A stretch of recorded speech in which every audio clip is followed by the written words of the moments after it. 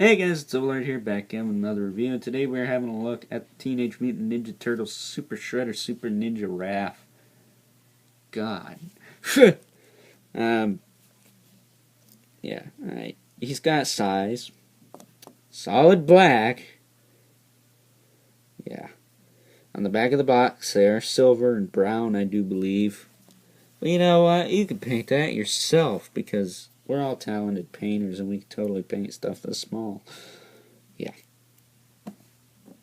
Also, another thing, there's no place to put the katana on this.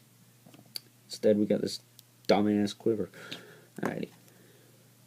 So, my only problem with this figure really is the belt is only connected on one side. Really? That's just lazy to me, but whatever. And then the bell curler hands, but you can get Raph would seem like the type of guy who'd get in this kind of pose. I mean, he's got Wolverine claws, so. But they should have a wrist swivel anyways, so whatever. But Raph's probably my favorite out of all of them. I like how he's got the skull cap. I don't even mind the fact that that's just the top of his head. It looks fine to me. I think an extra wrinkle or two would add to it, but it looks like a skull cap. It doesn't look like the top of half of his head is black. I also want to mention that these don't have the pupils that the box has. I don't care. I think they look like crap with pupils. I always prefer my Ninja Turtles without the pupils. I think that looks a lot better. Then again, I'm a big fan of the 2003 series, so what do you expect? So articulation.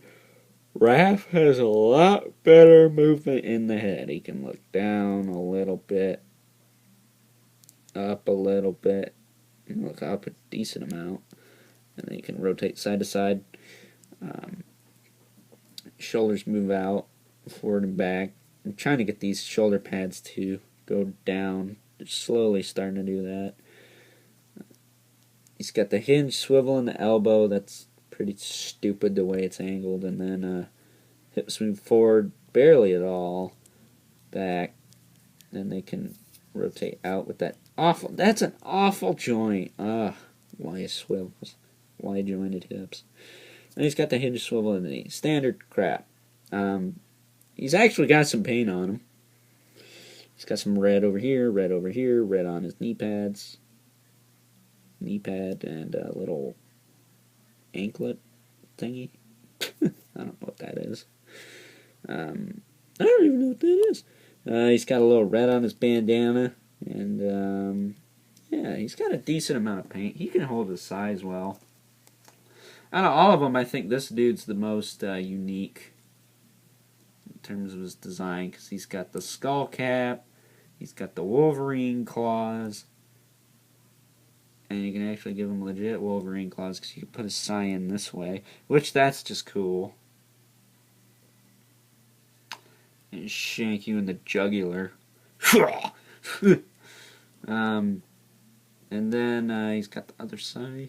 And he can just hold on to that. I don't know which way I'm going to put it for the review. I'll just put it right side up.